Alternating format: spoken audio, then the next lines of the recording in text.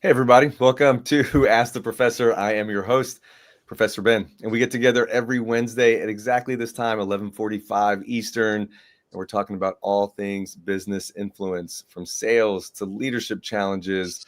Any question goes in those areas, so thank you for joining us. And also joining us is our producer, Ari. Thank you so much for making it all come together like you always do. And we have a returning guest, a returning co-host, Indy Bollman. Indy, this is going to be a long introduction because you've just done so much throughout your career. So I hope everyone's taking Oh, notes. take it away, Ben. Long time Ooh, look, you've got the book up here too. Long time HR leader, keynote speaker, and I've heard you speak, and it is awesome. And Thank also you. author of the best-selling book, Leadership Truth Bombs. I'm going to read the whole subtitle, okay? Because I never memorized the Okay. subtitle, but what your teams want you to know, but isn't telling you. That's awesome. Thank you for coming back on the show, Thank Indy. you. Thank you for having me, everybody. It's always good to be here. And hopefully by now, everyone's picked up your book. But for the last few, maybe last 10 or people out there that have not picked up your book, get on Amazon and go pick up the book and get some reading done. We got to do that as leaders. We got to stay sharp. This Awesome. is a Thank great you. book to do that.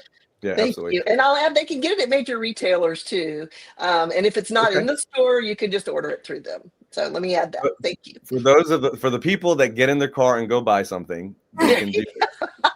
Where are they? I loved him. There's got to be a couple of people out there that do that still. Actually, it's great to go do that. Go support your local businesses Yeah, and go I pick up the book agree. for sure. Yeah, for sure. So today we are continuing our conversation on leadership and accountability, which I know always gets you fired up, Indy, because it's such a hot topic. Yeah. But there's so much that we covered in previous shows. Ari, where can people find the previous shows and get caught up on everything we're talking about? Yeah, you can find our past episodes on mybenchmarktraining.com/resources/ask the professor, and you can find all of Ooh, our yeah. episodes there.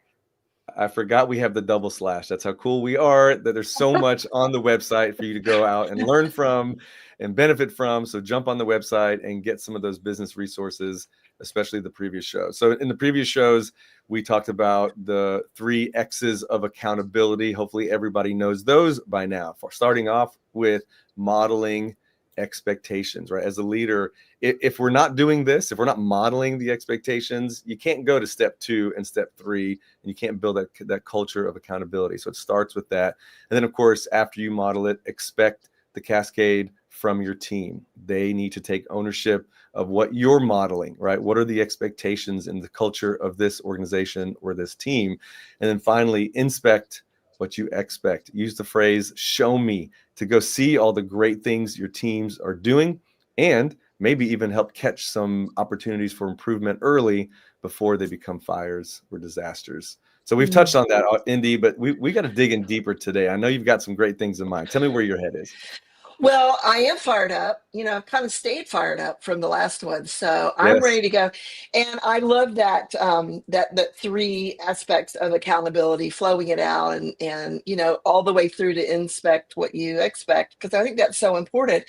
And what's interesting is we rarely hear anyone talking on what accountability does on a broader sense. And what I mean by that is, so our first session, we talked about accountability in the individual team or team members. Our Yes. next session, we talked about, if you're the leader, what you need to do to model that and make sure that you're teaching and you're helping to nurture that sense of accountability and ownership with your team. But today, I'm super excited to talk about what I think is the next and natural level of it. And that's accountability really does create a culture. It supports your culture. And by leading with it and continuing to use that at the organizational level, you also can create a really remarkable strategic advantage for your organization. And so I am just really excited. As always, I'm always excited, but I'm a little more excited to talk about it today because you don't hear people talking about this much. And I think it's the important next level of accountability and what it can really mean to an organization. So I love this. So like, why are we talking about accountability? What is it going to do for me and my team? And what you're saying is that it's actually going to help create a better culture. Mm, And you're going to take the team members that are, hopefully B plus, A plus players, and give them the culture they need to do amazing things. And what's so interesting about this is, like, when you think about the way culture works, right? It creates these healthy guardrails for our team. So we know what's expected from performance. We know what our expectations are in meetings and engaging with each other. It just creates Right. that clarity that's so important. And you could actually, you can see this. You can take the same team members, put them on a team with a healthy culture, and they're going to perform amazing. But if you take that exact same group, or take just individuals from that group and put them on a team with poor culture, with unhealthy culture, their behaviors will change, right? The culture Mm. creates that opportunity for amazing things to get done by the amazing individuals that you've hired. And this is referred to as code switching, right? So code Mm. switching just basically says, Interesting. like, yeah, code, here we go. Thank you, Ari. Code Mhm. switching is when we're with one group, we behave one way. And when we're with another group, we behave another. And you could see this come out in family get-togethers, right? Have you ever seen that before? Yes. Yeah. Yes. I mean, I'm Southern, proud of it. And when my big Southern family gets together, something happens to us and we suddenly begin to speak real Southern, which we may not do. And I'm proud of it. So I'm one of them. But suddenly our accents get a little thicker, and some of the mannerisms and wording and accent that we might not have day to day, we pull that in because that's part of what we do. So it's interesting to hear there's actually a term for that. Yeah, absolutely. It's a great example. Great example, right? We get together a certain group of people. And so the same thing happens with our B plus, A plus players we have on our team. If we're not creating the best culture for that Yeah. team, we're not going to get the best performance. They might code switch and downplay their own performance, Yeah. which is crazy. We don't want that to happen. Well, and there's actually another alternative as to what would happen. And I want to come back to that a little bit later. But you mentioned something very important, Ben. And if this is a good time, I'll dig into some of these points. Would you Dig agree? in. Yeah, Awesome, let's because dig I'm in. like Yes, ready to do it. I'm on the edge of go my for it. seat, literally. So, when we're talking about creating that accountability, that culture of accountability, and really the mindset around it, a couple of things happen. First of all, it creates clarity and alignment. So Yes. you can't hold someone accountable unless you are clear on what it is that needs to be achieved. That's also true for the organization. So if you're setting organizational goals, and that just kind of cascades down, to use Ben's word, that's creating clarity and aligning everybody to what that needs to be. They know what they're aiming at. And here's what's really cool. They can also see their progress along the way. So that gives a nice measurement for how we're doing, how we're going along, and whatever check-in we might need to do. A couple of other things I want to mention is I believe it builds trust and respect. If everybody Yes. just understands what you're after, they're becoming dependable, which, as we saw in the last session, is one of the definitions of accountability, dependability. And so being accountable, leading an organization with that as part of your culture, it does create that sense of trust and dependability because everybody knows that's expected. So, I okay, think so you said yeah, so go much. for So it. trust, when you say the word trust, right, you think like, okay, this is going to be important because we underplay Yeah, the need for trust within the team. It is foundational to get top performance from your team. We've got to be able to feel comfortable and trust each other. I'm also looking at the comments. Dalton, thank you for jumping in. He says he agrees with everything you just said, Indy. That's great. oh, Iris, Dalton. go Dalton, go. So when you think about trust, so what's interesting about this is that when a team interacts with each other, right, inside the team, we are observing every interaction. And what's something that's really important we need to note is that every one of those observations is going to create either an approach emotion or an avoidance emotion. And we have to Mhm. be aware. This is everything, right? So this is constantly what our brains are scanning for. Thank you, So Ari. true. So this is what our brains are scanning for at all times. So if I see an interaction between a teammate and the boss, and that interaction was, we'll call it healthy, right? To not get too much specifics, that creates an approach emotion. That lets my cognitive function increase, and it says, hey, I'm here with the team. I'm worried more about we than I am about just me. Okay. And then the opposite, unfortunately, is true as well. If I see an interaction with the boss and a team member and it was not a healthy one, my brain fires up and says, okay, there are threats out there. You need to Mhm. protect yourself from those threats. Stop using your cognitive function to be amazing and creative and have top performance, and start using your lizard brain to protect yourself from threats. The more we see that in a team, the lower the performance. We don't want that.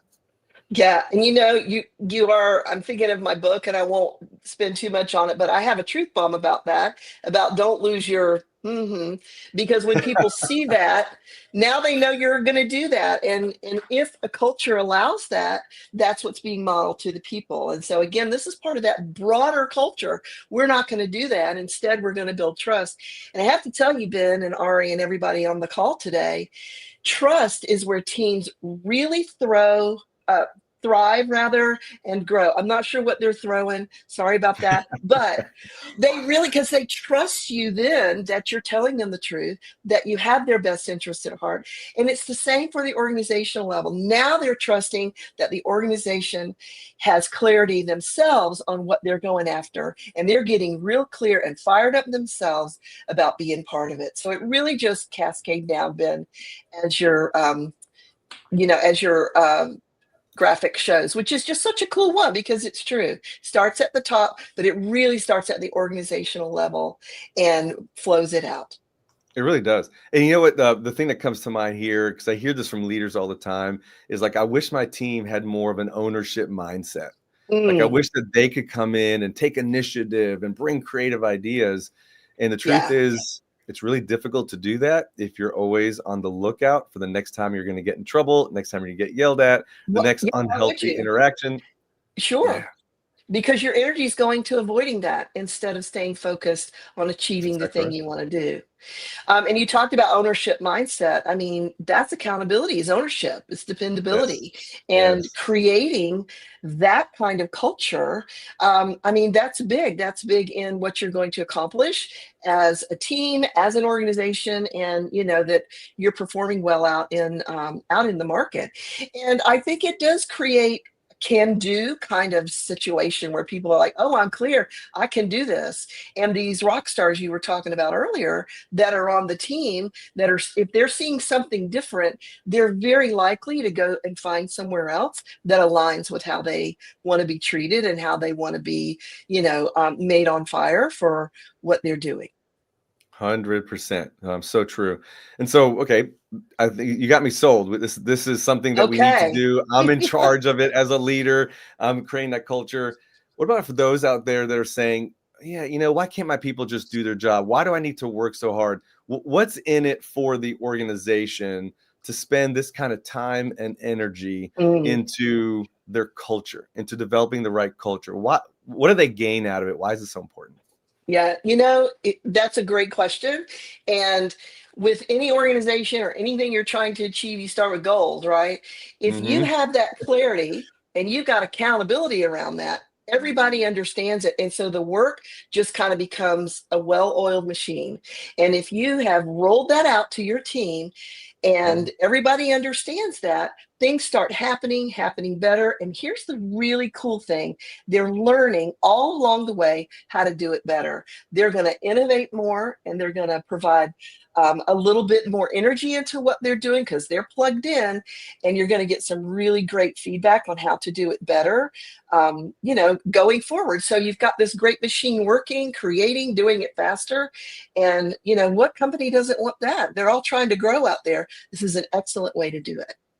So well-oiled machine, I think it definitely caught my attention. I think it's going to capture a lot of the attention of the other leaders listening today. Good. I need my team to be a well-oiled machine. The competition out there is getting harder, and I've got to make sure that I'm competing well. If Hmm. I can't do that without my team knowing where they're going, right? Being able to perform at their best. You made me think of something you said, trust. There's Stephen Covey's book. I think it's Stephen Covey's book, right? The Speed of Trust. Mm. And when you have that well-oiled machine, things are smooth. And when things are smooth, things are fast. We're able to increase speed within the organization. And Hmm. speed is probably the number one factor that's going to impact your competition, right? How Yeah. well, how competitive you are. That's key. Well, the world's moving awfully fast, and your Mm, organization needs to also. And if nobody knows, if there's no pins at the end of the bowling alley, which I think came from Kim Blanchard, they don't know where they're headed towards, or what they're bowling at. So I do think accountability, a culture of accountability, speeds everything up and kind of brings everybody together. And in fact, it also brings, as I mentioned, that greater innovation. Not only are you moving quicker, yeah. you are focusing more on how to do it even better. And I'm not saying that everything has to be at blinding speed, but it's just a beautiful outcropping of everyone in alignment that they start thinking of better ways to do it. And these rock stars that everybody wants, they're problem solvers, and they like being accountable to solve their problems, and they want the recognition for that. So there is a total win-win on all sides of this to roll that out and become, a culture of accountability and of mindset. Oh my gosh. Yeah. So much there that we've got to make sure that we're committed to as leaders. And then this translates. So we all seen this before. You call a company, doesn't matter if it's retail or B2B, you're engaging with the Yeah. customer, with a company, and your confidence drops immediately based on the first person that you talk to, Oh, and sometimes the oh, second, third, fourth, right? So when you have the proper culture, trust, speed, well-oiled machine, creativity, your customers know this. They feel yeah. it, and the confidence in you increases. We can't forget that part. Well, that is so true because drive, a fast food place, which I won't mention, you can always tell when you go through, they don't make eye contact. They kind of get around to you when they want. And you don't know if what you've ordered is going to be in the bag. In fact, you just get really grateful and you take what they give you and you're just grateful. If I compare that to another one that is clearly has Oh, created this yeah. culture of accountability, they cannot wait to serve you.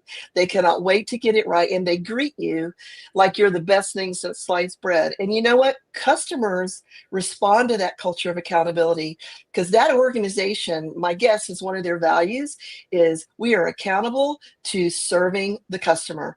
And that is such a huge strategic advantage. I think organizations today, I know we're virtual and we're digital and we've got AI and everything, but your customers are still human and they want to do business with people who are accountable to serve them. That's never going to change. Well, wait a second. You just got a T-shirt, a hashtag, a bumper Oh, sticker. I'm Your ready. customers. This is like the best tagline in the AI world. Your We always have a customers. bumper sticker every session we come It's up because with. we have to have one, right? Your customers are still human. We are definitely. Yeah, That's got to be a T-shirt. Your customers are still human. So it doesn't matter how much yeah, AI is involved in your workplace. The customers are still yeah. human. We've got to have that human touch. That's a bottom line. I love that. So we're attracting we're attracting better customers that see the value of our culture, which by Mhm. the way snowballs into attracting talent, right? So strong Yeah. talent wants to work in an organization or on a team that has a strong culture, and that's like a snowball effect that keeps feeding itself. Sure. I mean, great talent out there, they want great leaders. And Yeah. great companies need great leaders to drive the great talent. And they're watching and they're all talking to each other about where I can go to really plug in and get some stuff done and get that development. They're going to be drawn to a company whose brand includes that culture of accountability. They get things done. And not only that, you have leaders that want to be a part of that. And it does flow out then to your customers. It becomes, in fact, then a part of your brand that you have that Yeah. culture of accountability. And accountability here does not mean punishment, it means dependability and getting things taken care of. Yeah, So it's got to be I think it's a part that's so important. so important. It's got to be part of your culture. You're making me think of Vanessa Druskat's research on team Oh, yeah. emotional intelligence. I love this. Hit me like a ton of bricks here. Thank you, Ari. This is great. So team EQ, which is different than individual EQ, right? So we're talking about culture. We're talking about having accountability as part of that culture. So what does that mean for us? It means that when we have the right set of norms, the right culture, that we have more collaboration. We have more urgency, more speed. with our performance from our team. So it goes beyond just hiring great talent. It goes to creating the right culture for that great talent to go excel and perform at their best. This is Sure. such great insight, Indy. Thank you so much, as always, for sharing your knowledge and your experience with us and the rest of the world. So we do appreciate that. I hate to say this, but time flies when we're having fun. So we're overtime. Yeah, And yeah. I haven't figured out how we get in trouble or who we get in trouble with when we go overtime. I just know we're not supposed to go overtime. So Oh, well, we've got thank you, everybody. I'm sorry it took you over time, but I'm just going to stay fired up until I see you all next time. So there we go. and there will be a next time, right, Indy? Tell the world that, yes, you're going to come back on the Oh, show. We need you on fun. here. Yeah. Is that okay? Yeah, Awesome. I'd love That that, is and awesome. I'd be honored. We'll see you next time. Thank you, everybody. Ari, I know we got some great music to play, so have a great week, everybody, and we'll see you next Wednesday. Thanks.